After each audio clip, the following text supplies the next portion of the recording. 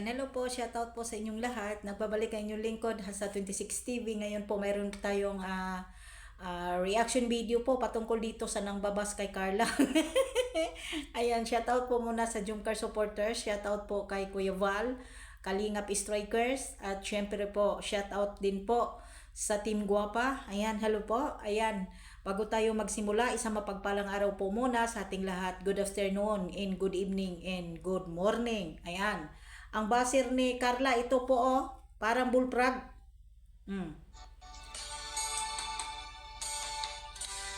Kumusta ka, aking mahal? Oh.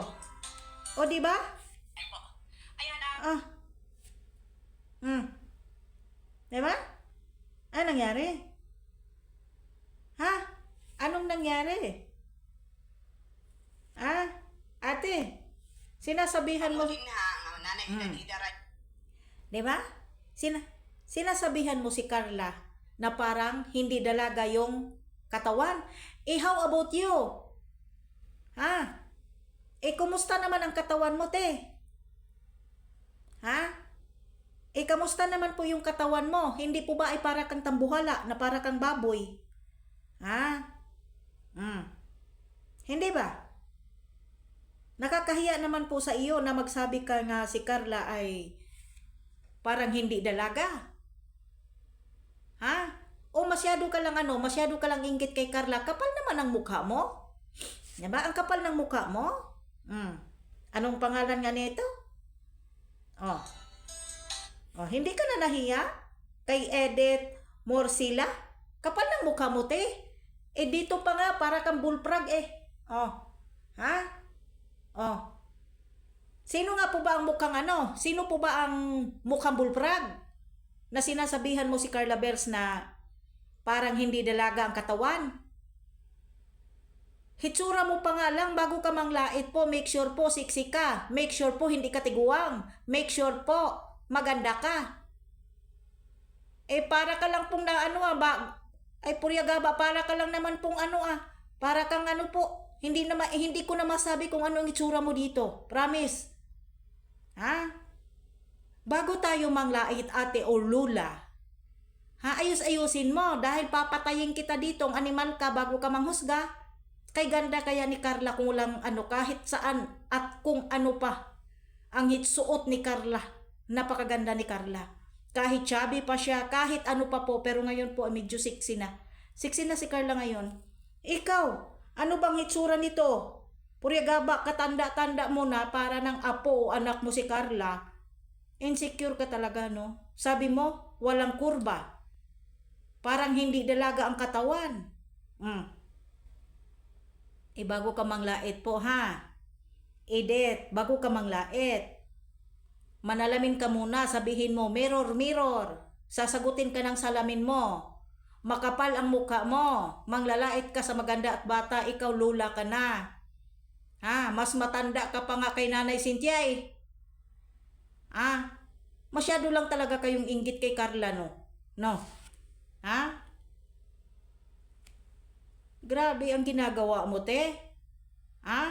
Mahiya ka naman sa sarili mo. Mag-isip ka naman po bago magbitaw ng salita na si Carla po ay ang katawan niya, parang hindi dalaga, parang si ganito, kung ano-ano na lang po ang binabato ninyo kay Carla. Bakit? Hindi naman kailangan pasikatay, hindi naman kailangan pagandahan.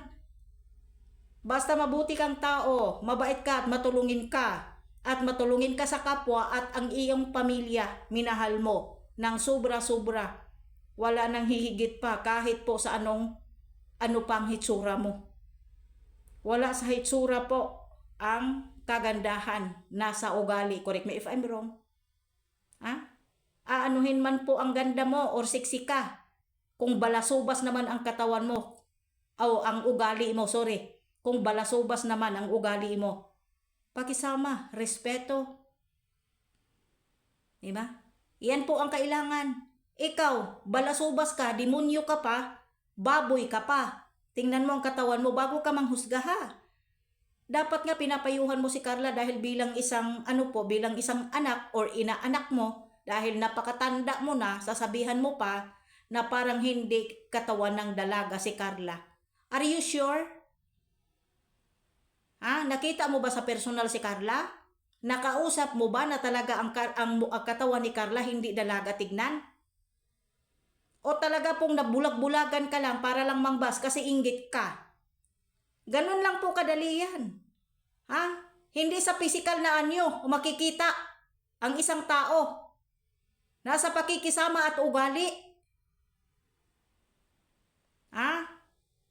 Edith, bago ka manghusga po, ayusin mo po yung sarili mo. Ayusin mo ang pamilya mo. Ayusin mo ang anak mo. Baka ang anak mo ay bukang bulprag na. Minatay kang bayhana ka. Naunsa man taon ka, day? Wala ka na ulaw manghinaway ni Carla, day? Suris, nagbisaya ng hinuong. Wala ka na ulaw daw masigi kag panaway. O tiguwa mo, tingnan mo hitsura mo, oh. Pregaba gyud, oh. Sana ay nasa O, pa-cute-cute ka pa. Kahit ano pang pa-cute mo, mukha ka pa rin bulprag. Mukha ka pa rin bulprag. Ang gurang-gurang, oh, tingnan mo. Sus, purya gaba.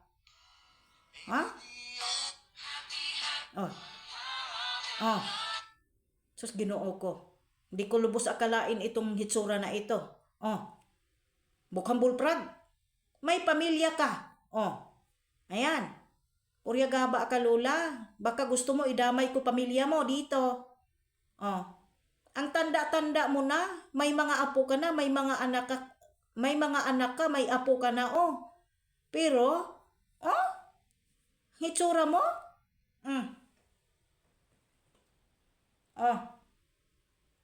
Bakit ba kadalasan na nambas kay Carla ay puro mga tiguang?